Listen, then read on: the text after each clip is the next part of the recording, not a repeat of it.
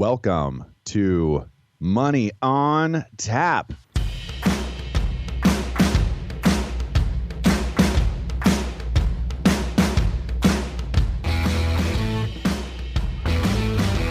Money on Tap, your personal finance headquarters, where we bring out the professionals' experience and some fun in what we call three-dimensional investing, utilizing insurance, brokerage, and fee-based planning. That's what we do on this show. We look at all sides of the issues, and we bring a fully independent planning perspective to the table. Welcome back. You are listening to Money on Tap. My name is Seth Krussman. And I'm Ben Brayshaw. You can get a hold of us directly at 855-226-8551 or info at yourmoneyontap.com. If you're out there and you have a minute, take a look at the website. It's brand new, and we're pretty darn excited about it. You can listen to the podcast there, any of the podcast venues out there. We're everywhere, and we're going to have some fun. That's the goal here. We're going to talk about some great stuff around personal finance and financial planning. What are we talking about today, Ben? Well, we've got a lot of stuff on the plate today, but I'm really excited about the fact that our main story here is about tax loss harvesting on investments. I think that's something that right now with the market all over the place, people are wondering, hey, should I buy this? Should I sell that? Oh, that one's underwater. What makes sense right now? It's kind of a big question, and honestly, it was spurred by somebody who actually contacted us regarding it, and we said, you know what, this is a really great time to bring this story to the forefront. Yeah, these are the tips of the tricks of the trade. This is what we do in our portfolio management. Not for everybody, but it is a strategy that we use depending on the circumstances and the goals. It can be very beneficial depending on what it is that you're looking to do, and it's not something that gets talked about a whole lot, right? Yeah, it doesn't get any real attention because usually people are just talking about, you know, how much am I making in this, and I'm just going to hold on to that until it recovers. And so we have some kind of interesting stories about that coming up in Money in the News, which I'm excited about. That sounded like a great segue. Did you want to bring in the booming voice for the Money in the News? Sure. Now it's time for Money in the News.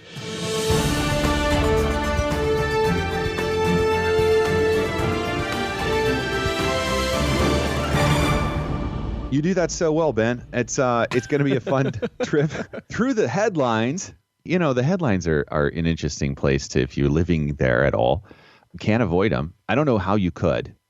I mean, whether it's you're watching television or you're just getting it through your phone or however you get it. I was actually talking with Kim, Ben's wife, Kim, this morning, and I was getting educated on all sorts of other things that I just haven't been paying attention to. My wife is she's brilliant. She's amazing. She's I'm definitely voting for Kim. I think we should vote for Kim. She'd set a lot of things straight, which is good. Yeah, absolutely. Hey, we're going to talk about betting against the U.S. economy first. That's what the first headline is. Ultimately, what it's saying is that betting against the U.S. economy and consumer is a loser's game. And this is why one strategist sees the Dow at 30,000 next year and by 40,000 by 2023. And just so you know, last summer, Ben and we pulled out a show, Dow 30, that was calling out the Dow 30,000, which I think it's a given at some point in time in our life. Yeah, we just didn't have the date right. This guy says it's going to be 2021. You know, Seth, I love the fact that we get to do these articles. It brings a lot to the plate of, what's going on around us. And I always believe that we would hit 30,000 this year. I still think there's a potential chance we do if we have a booming roar back. But I think that what's really interesting is that with the Dow, this gentleman's saying Dow 30,000 in 2021, okay? And, it's kind of one of these things where, this Callum Cohen, which is I've avoided starting to say his name, but anyways, he firmly believes the Dow will hit 30,000 in 2021 and 40,000 by 2023, and he believes a lot of this is likely for a couple of different reasons, but mostly because the underlying impact in the market as we pulled back in this time didn't have the bottom feeders just eating away at really unsolid, unstable ground. In 2008, we had the financial crisis because there was just an infectious, nasty financial corruption inside the mortgage-backed securities, and that's just a fact. And there was just all this kind of like unstable ground. But the statement that our foundation is still strong, which most financial economists would say is correct. But this is a big call. Yeah, the flip side of this is, when's the last time we had like an extended staycation for everybody? You know, like we've just never pulled back our economy like this before, at least for the last 100 years or close to, right? Yeah. And we just don't really have we do not have the measurables around the Spanish flu and how that was dealt with. I've seen some interesting things around that this was a technique that we were using. Quarantine was what was used at that time as well. But we don't have the relationship there really pulled through as far as the economy and how that affected people. So that's the other side. I'm like, well, we don't have this data behind us to give us this look forward, if there is a contrarian view to possibly what they're saying here. That's a good point. I think we do have a lot of real positives inside our marketplace that could really drive this. But we do have, 38 million Americans out of work, and I think 40 or 50% of the people, make less than $40,000 a year are out of work in this country. We've got a long way to go. I mean, there's just an absolute long way to go, which is why end of this year, I don't think we're going to get that bounce back that I thought we might have all the way to, 30,000 in 2020. It could happen. I mean, if I think common sense kind of comes back to play on, what makes sense. I mean, if we have to get back to work, we have to get back to work. That means kids got to go back to school. If kids are not the people that are going to be, most at risk, we have to allow people to quarantine that want to quarantine, and we need people to go back to life that want to go back to life. And the sooner we get to that story, the quicker we can potentially get to 30,000. But if we don't get past that, we don't hit 30,000. Yeah, I can't tell you the last person I talked to that was really excited about quarantining more. And that's across all demographics. My mom stopped by the other day, and we were, trying to social distance with mom, who's 77, and the 3-year-old just jumped on her, and I was like, "Hey, we need to try to do this differently." And my mom looked at me and she said, "Don't you take my joy away. Don't you take my joy." So everybody's going to be doing this the way that they want to, and maybe we're just trying to protect the people we love and we care about. That's a demographic and a population certainly that we're considering, or we do care for, and we're trying to make sure that they're safe. And I think there's the extra considerations with that too, right? Well, there's a lot of study stuff coming out. I'm sorry, I know you're kind of ending that, but there's a lot of studies coming out saying that the amount of it doesn't spread as easily or as much, or very little, the coronavirus on touching the way we originally thought.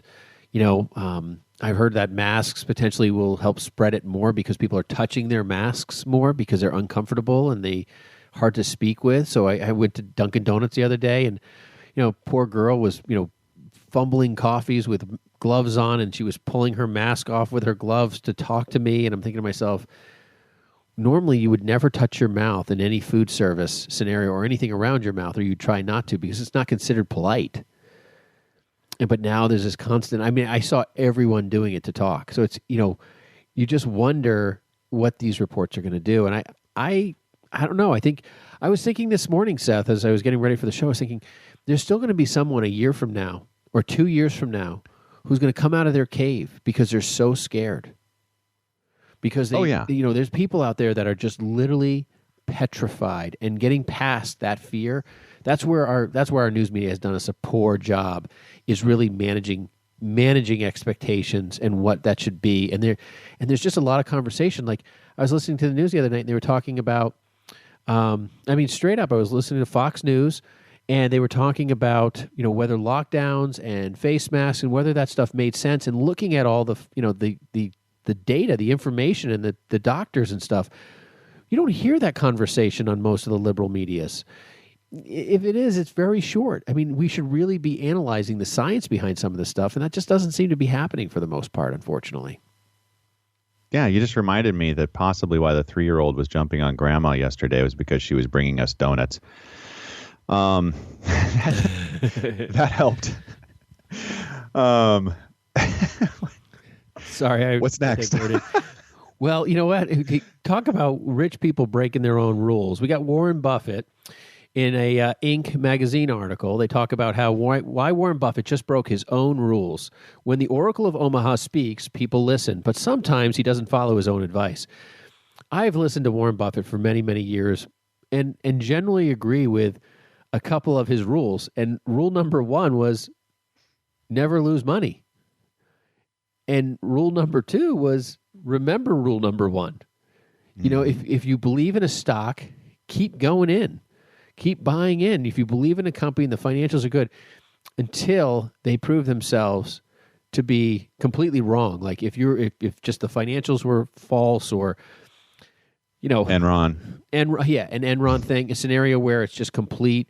I was just thinking of what was that coffee company? Some losers do stay losers. That is true.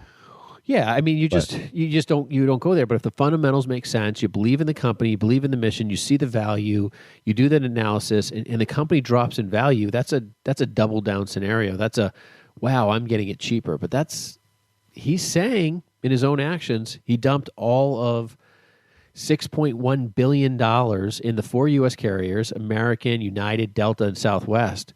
But what's interesting was he was hoarding cash end of last year. He had $128 billion he had built up in cash, which is really interesting.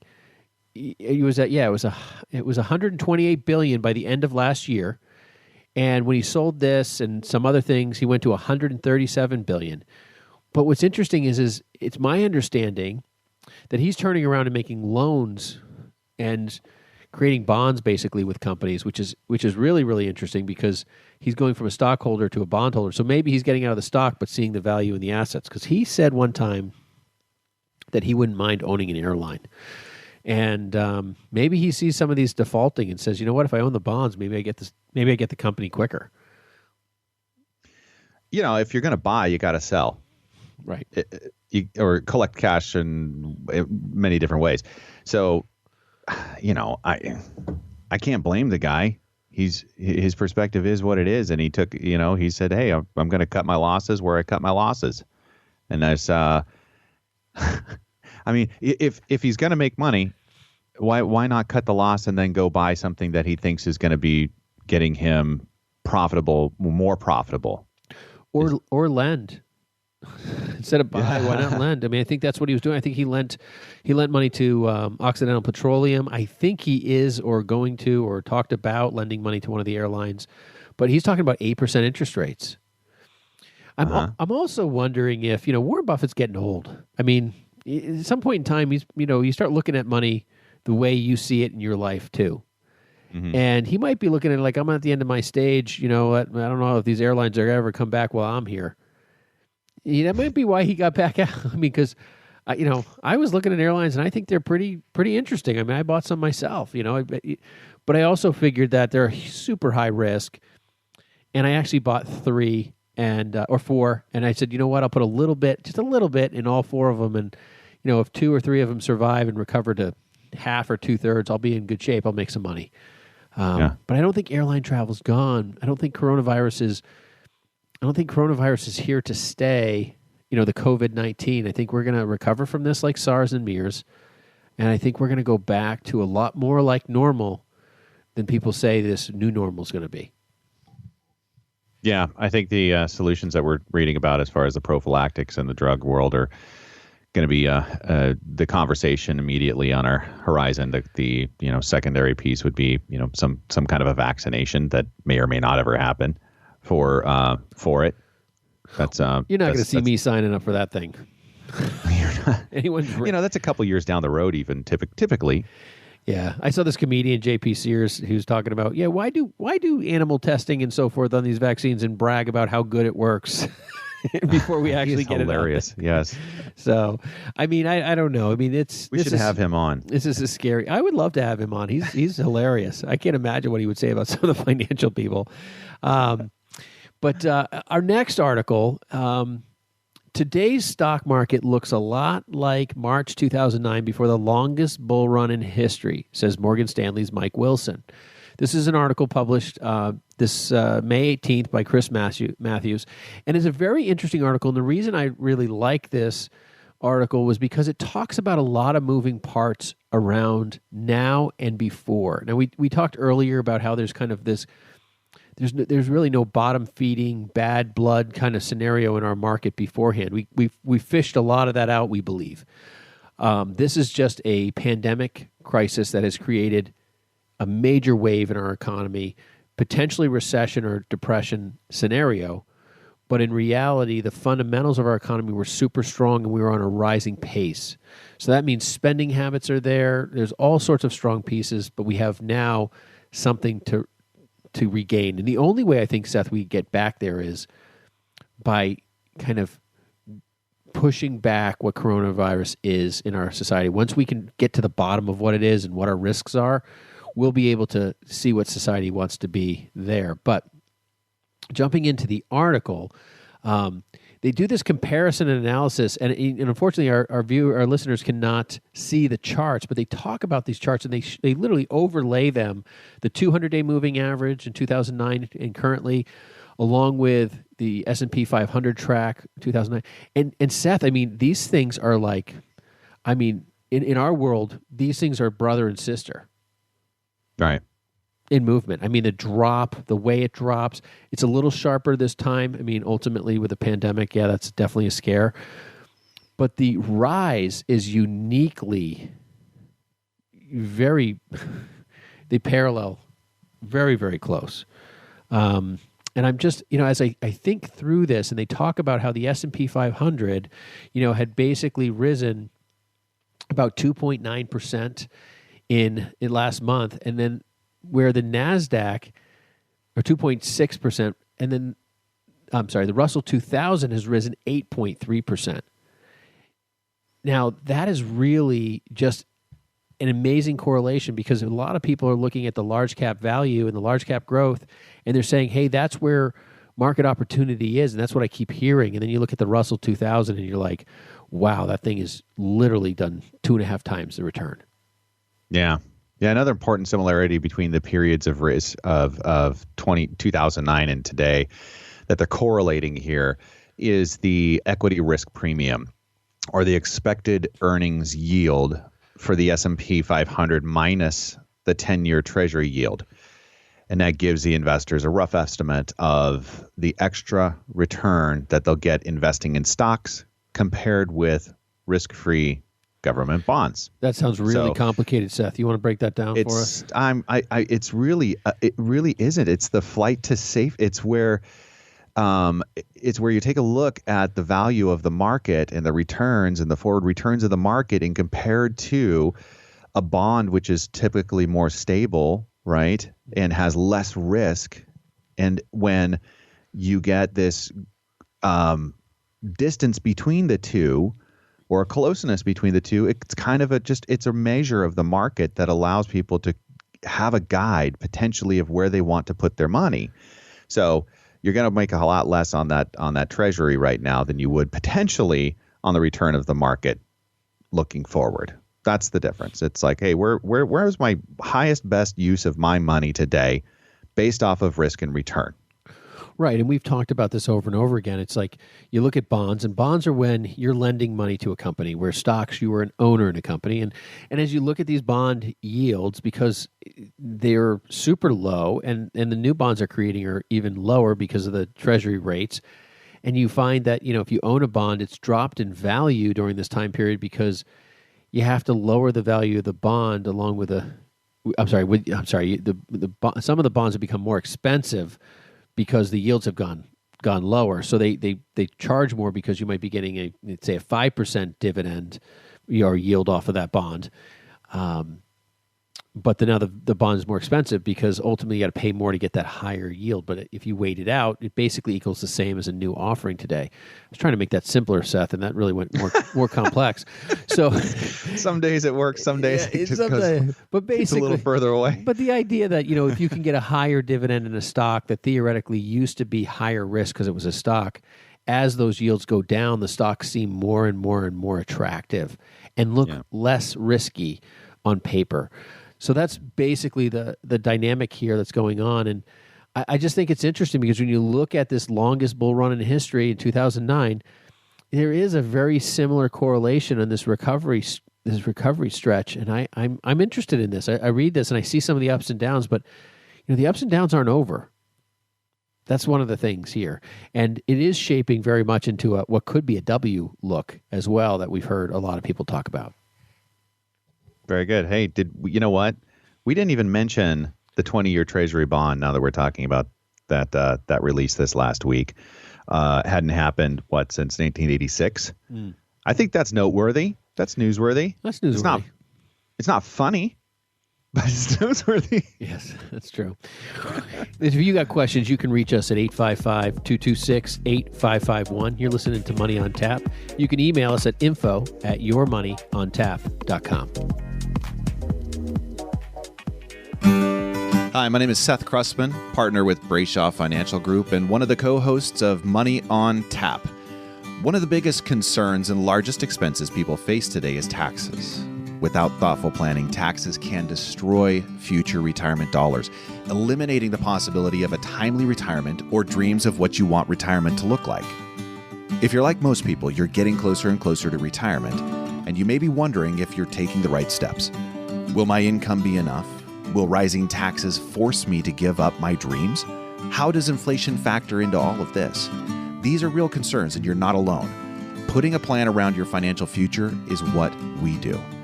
If you have questions when it comes to your financial security, and if you're looking for a personalized solution, contact us at Brayshaw Financial Group, 855-226-8551. It's time for you to start getting answers to your questions. Headquartered in Bedford, New Hampshire, Brayshaw Financial has offices across the country. We'd love the opportunity to show you how we can help. There's absolutely no cost or obligation to meet with us. Call us at 855-226-8551. 855-226-8551. Now back to Money on Tap with Ben and Seth. Welcome back. You're listening to Money on Tap. You can reach us at 855-226-8551 or info@yourmoneyontap.com. Today, we are talking about tax loss harvesting.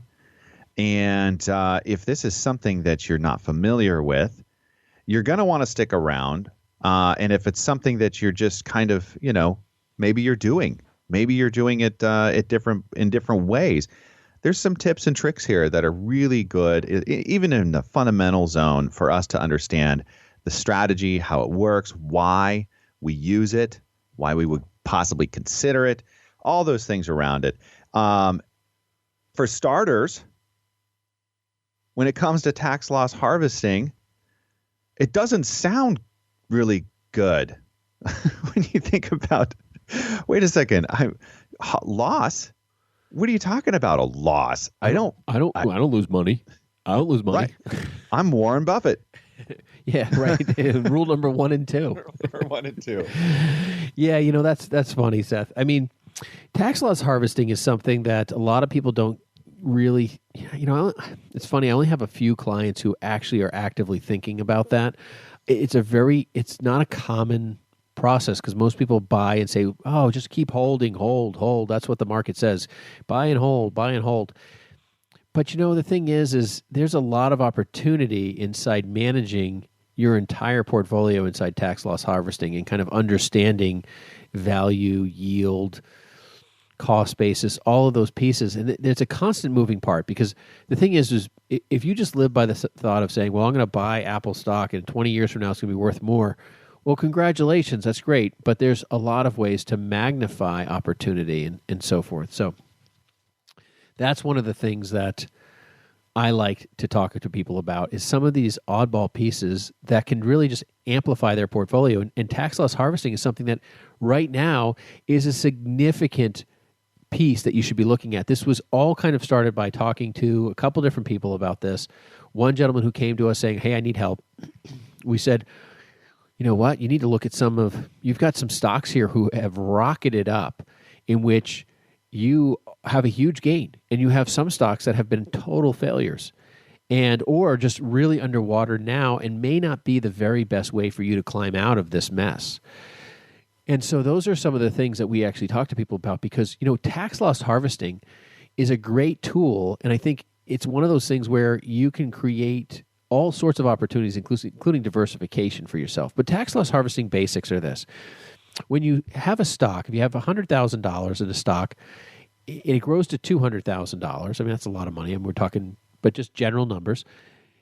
Well, now you have a $100,000 gain, okay? And if you held it for over a year, that's a long-term gain, and it's taxed at capital gain rates. And if it's a short-term capital gain, which means you've owned it for less than a year, it's going to be taxed as ordinary income. But either way, you're looking at a tax problem. That tax problem is something that, you're saying to yourself, you know what, I don't want to sell that because I'm going to pay taxes either on the long or the short-term side. And you say, well, how do I do that? Now I've got a stock that's worth $200,000 and I need to get some of that gain out of there, and I need to avoid that. Well, you can sell stocks that you have losses in to help offset some of those gains. And that's what's really all about tax loss harvesting. And what we're going to do here is we're going to go through a number of tips for you in how to use tax loss harvesting in a way that would be beneficial and some of the pros and cons inside that. And we have 5 things we're going to talk about today.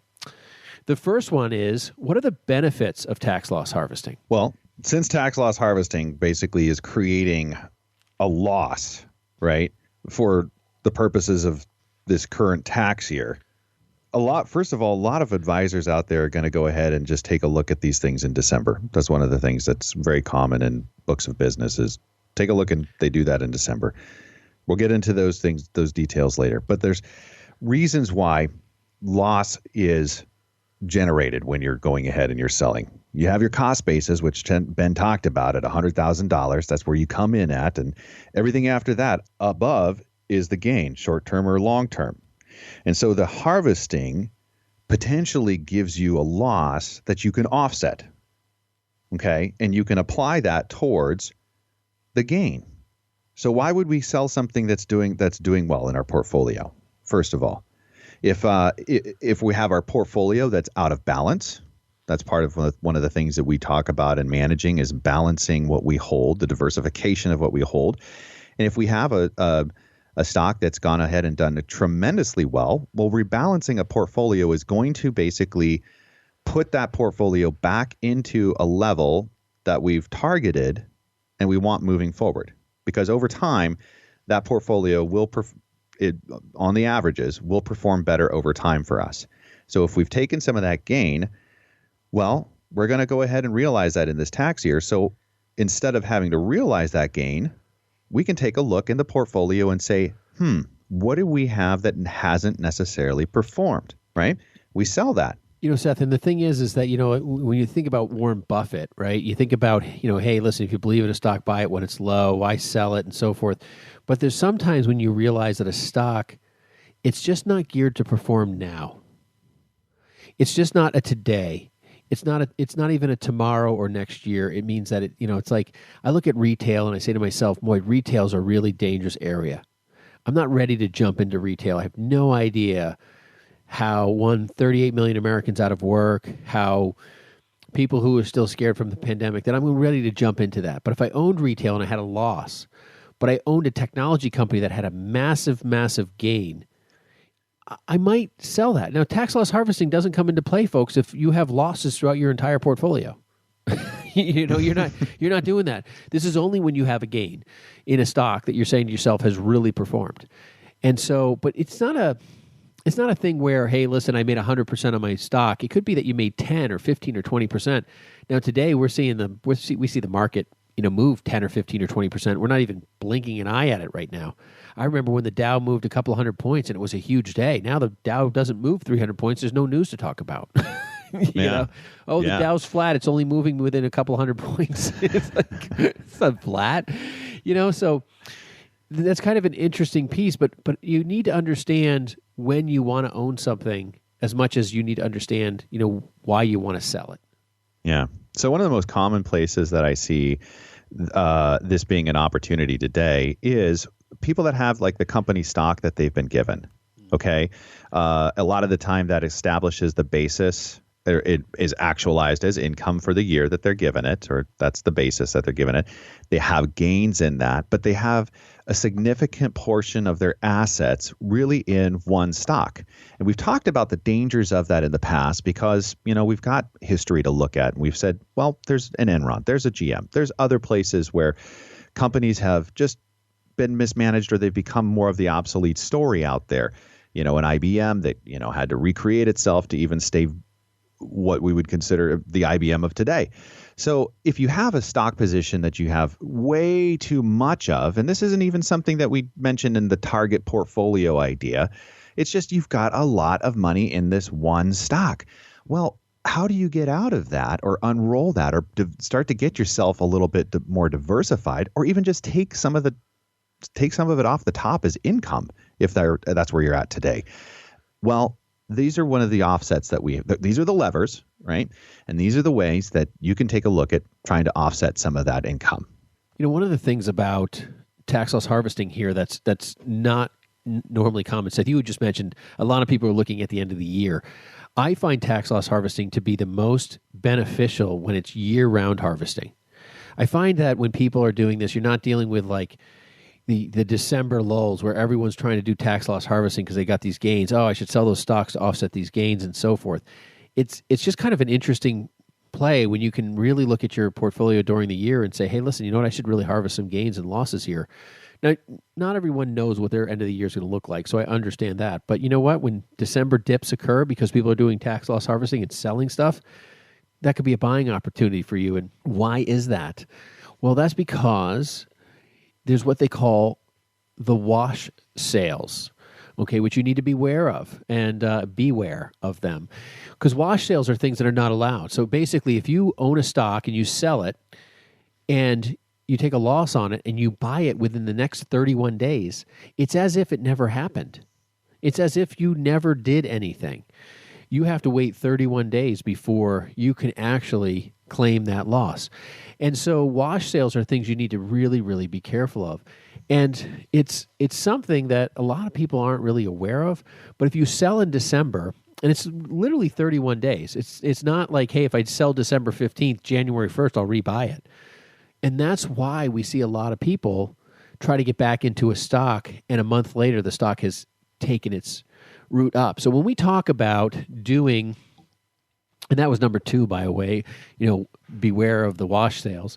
But year-round harvesting really creates opportunity for people who are already aware that wash sales are going on. So that can become an investing opportunity for people who are listening today, is that that people are buying and selling, and sometimes they're not selling a stock because they don't believe it's long-term going to be there. And they're not selling a stock because they think it's just at its absolute bottom. They could just be creating an activity to create a tax benefit. Now, there's one thing here when dealing with tax loss harvesting, which basically, number 1, are benefits of tax loss harvesting, is that you have to be careful because you could be altering cost basis. So, for instance, if you had $100,000 in a portfolio and you bought 2 stocks, one's at $50,000 and the other one's at $50,000. Well, let's say the one that the stock A goes from $50,000 to $75,000, and stock B goes from $50,000 down to $25,000. You sell those 2. You have a wash sale, okay, which allows. I mean, you have a wash in your tax loss basis, your tax loss harvesting, like words all over the place here, but you have no taxes. Okay, but now you were able to sell both of the stocks, one with gain. You have the same amount of money. Your cost basis is the same. But you have to be careful when you start getting into multi-conceptual tax loss harvesting, where if you have a gain in a business or something like that and you're selling stock to create a loss. Now, ultimately, if you had a stock that was $50,000 and it's dropped to $25,000 and you had a $25,000 gain in your business and you then sell the stock, well, now that stock, which is worth $25,000, you go out and buy a new stock with that cost basis on that new stock is $25,000. You don't have the original $50,000 that you invested in that stock, okay? And so it's important to understand that you could be resetting a cost basis in an area that would drop it down in one side that may inadvertently affect you in the future when it comes to taxes, even though you're creating a opportunity tax-wise today? So one of the things with that is the question that we ask is, do we reinvest in the market or do we just hang out for the 31 days? And I'm thinking with pandemic, we just hang out. We just hang out constantly and don't do anything, Seth. Oh, are we going to quarantine our market, quarantine our sales? Yeah, and quarantine the stock market. So this is, I didn't have this on my list of things to discuss today, but we're going to go ahead and talk about the quarantining the tax loss harvesting in our tips. So some people prefer to do that. And there's different takes here, but I mean, there really is the potential, like you talked about, like in a 31-day period for something to really move. And participating in the market, if you look historically on these, without getting into too many of the numbers here, you don't want to miss when the market moves, is what that comes down to. So that is, and when it moves, Seth, it moves hard. I mean, when the market moves, it moves. Right. And we were talking about, the returns in excess of 10%, that kind of stuff happens in a month in a market. And that's one of the reasons why somebody would say, well, I'm not going to sell, right? I'm not going to go ahead and actualize that loss. But without having that next piece to be able to put into place and say, okay, we're going to cover that, or we're going to move into this direction, and we're going to place, it could even be temporary placeholder for the purpose moving forward, which we realize, if we could have a short-term capital gain if we were to move off that after the 31 days and roll back into that first sale, avoiding that wash sale rule. But there are some guides and some things to consider in that. The thing that we're talking about here is, if you are moving money into cash, don't miss the market opportunity. Have that next idea of know where you're going to be putting that money next in order to take advantage of possibly a different sector of the economy. Ben talked about moving out of retail. Where would you want to put that money to position your portfolio to have the most opportunity? Don't wait 31 days. Do wait 31 days.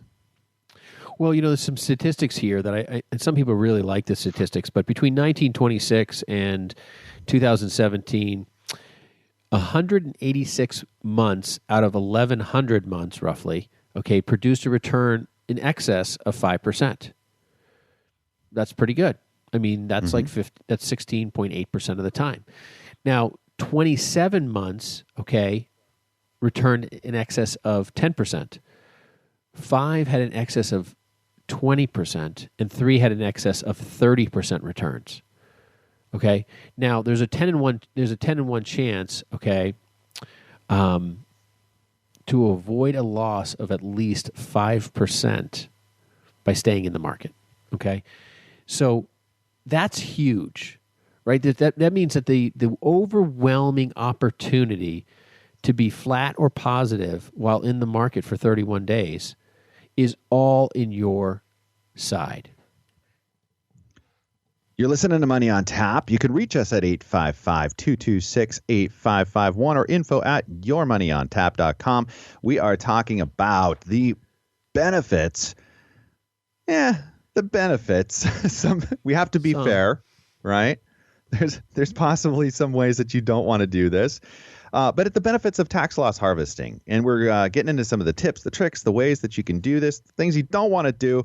Don't go anywhere. You're listening to Money on Tap. You want to hear what's next. And you can reach us at 855-226-8551 or info@yourmoneyontap.com.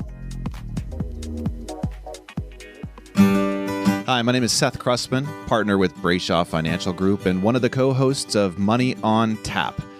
One of the biggest concerns and largest expenses people face today is taxes. Without thoughtful planning, taxes can destroy future retirement dollars, eliminating the possibility of a timely retirement or dreams of what you want retirement to look like.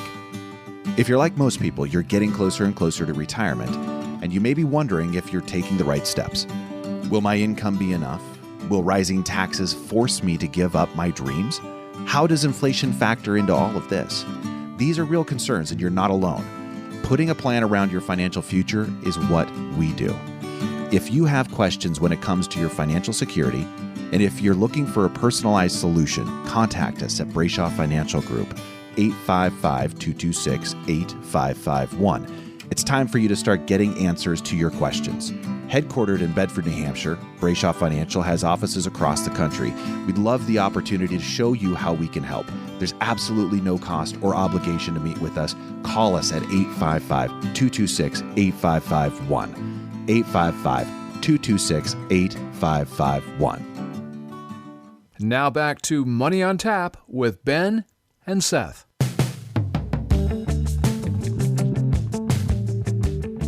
Welcome back. You're listening to Money on Tap. You can reach us at 855-226-8551 or info@yourmoneyontap.com.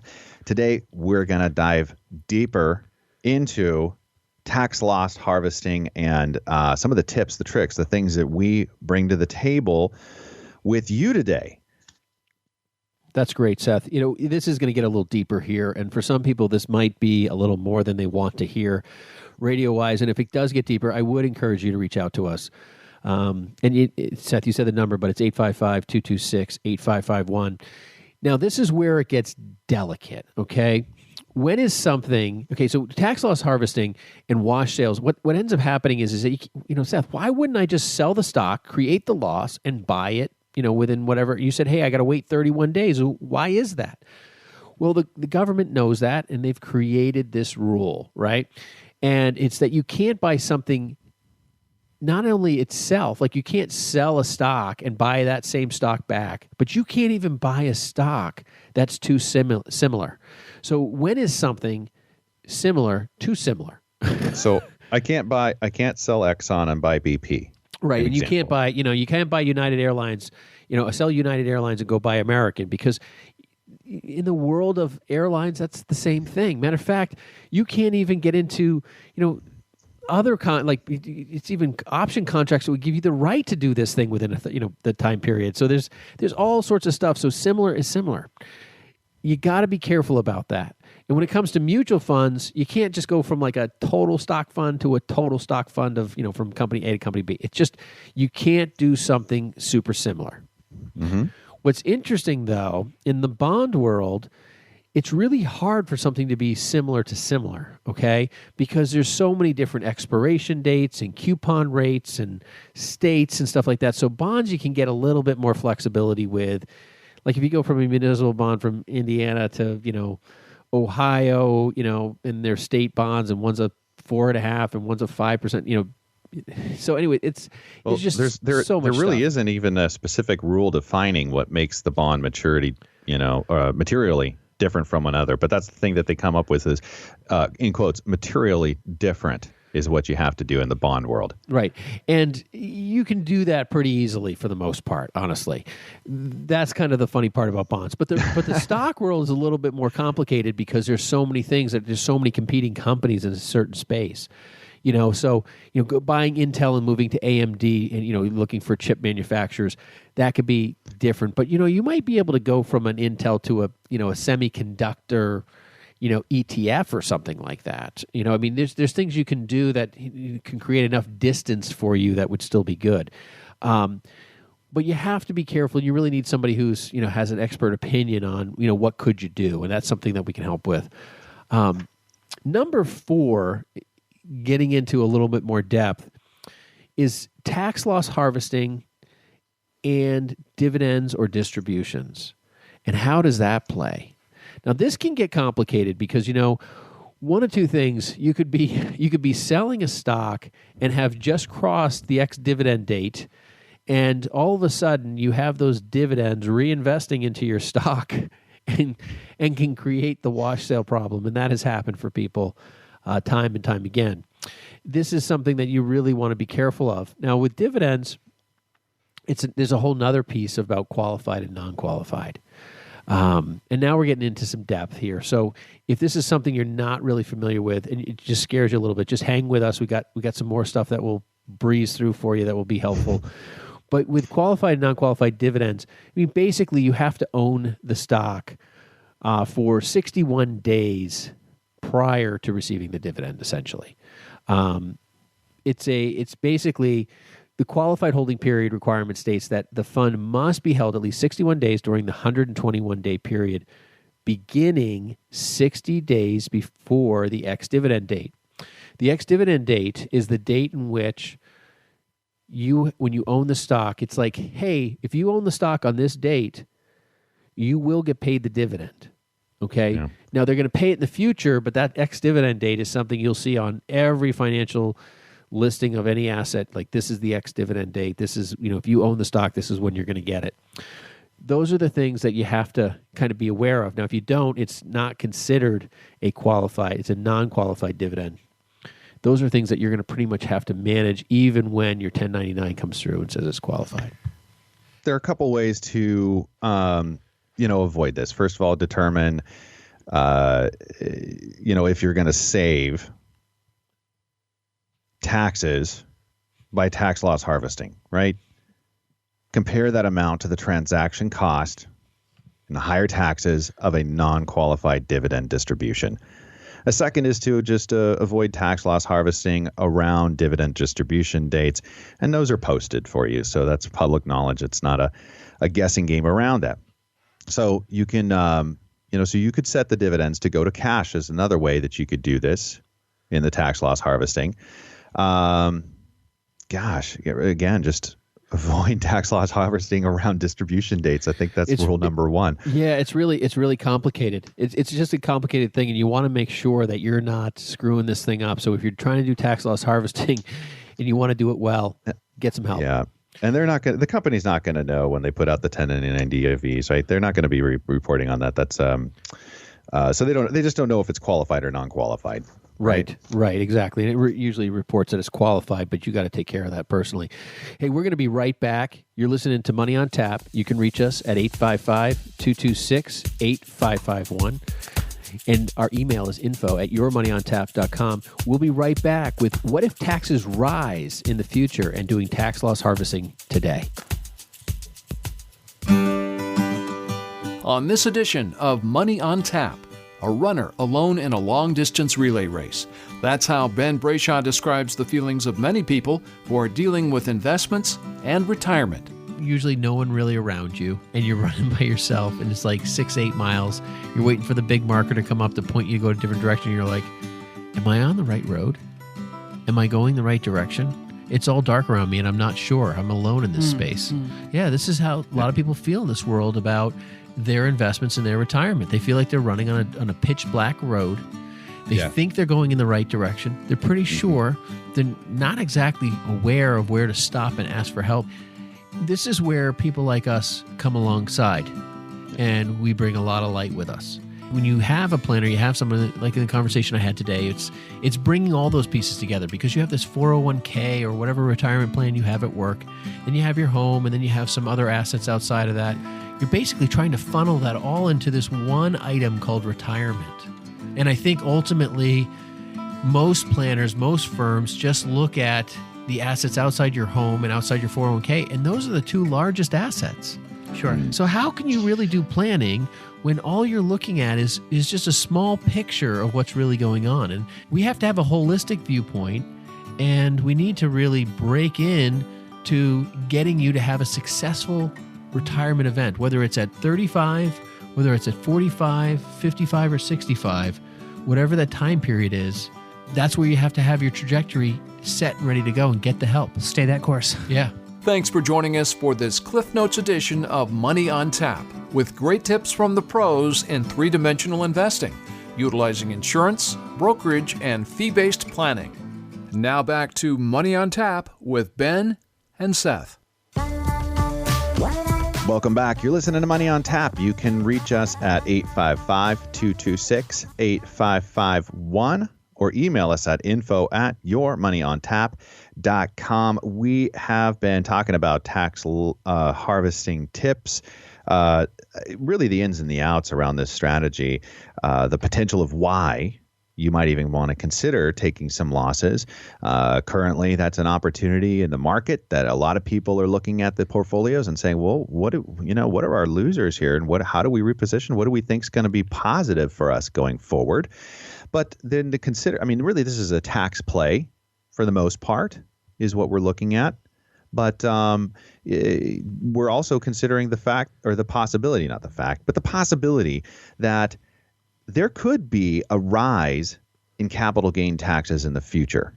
So yeah, that's Seth. I was just listening to Joe Biden saying if he gets into office, he's raising capital gains rates on all people above a certain income level. now we pray for a lot of people on this show right now. Whoever you are out there, we're not asking for you, or we're not looking forward to or hoping that anybody's going to be paying more in taxes. That's one of the things we're trying to be educators and coaching around here. So, consider that you might have withdrawals from a taxable account in the future. Okay, this is a possibility, like a near future scenario for us. Oh, by the way, did we mention that this is something that this is a strategy that we use in taxable accounts? I don't. Sometimes we think back or we listen back and we're like, oh, we didn't mention that this is a taxable account. We're not talking IRA 401k stuff here, folks. Right. We're getting out of that. This is taxable account stuff. So if you have some kind of a need for cash in the near term, which could be buying a house, supporting the kids in college, these are typical places where people go for, money. Well, that could be actualized in income, right? And that's one of the ways that tax loss harvesting could offset this. But, down the road, we could be looking at a larger capital gains tax. Okay. So does that mean that we're saying today would be better to do this, or in the future would be better to do this? What do you think? Well, that's a great question, right? That's the $1 million question. And I think about what, Joe Biden said, and, his ultimate goal is to raise, capital gains rates up, as well as to even move some of them, even long-term, to, I believe he said, to ordinary income tax rates as well for certain wealth levels.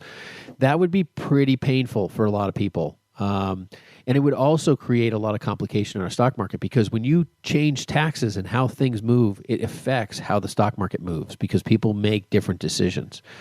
And it potentially can create more volatility in the market as well, because people look to other instruments to create wealth, and they do things differently. But if tax rates go up, one of the problems with this is that if you do sell today to create a tax loss, and I use the example of a business owner or somebody selling a gain somewhere else and then having a stock that they sold to offset that gain that they had a loss in, and they reset that cost basis. If you use the example of a $50,000 investment dropping to $25,000, selling it to capture that loss to offset another gain tax-wise, well, now you buy a new stock, and let's say you bought XYZ stock, and XYZ stock goes from $25,000 to $75,000. Well, now you have a $50,000 gain because you lowered your cost basis. I like that stock. I like that stock too. I'm going to look up that ticker right now. I don't know if it's a ticker. It was not meant to be one. So anyways, that's the problem, is that if you're in a long-term cap gains rate today, and your income level is a certain level, you're looking at 15%. For the most part.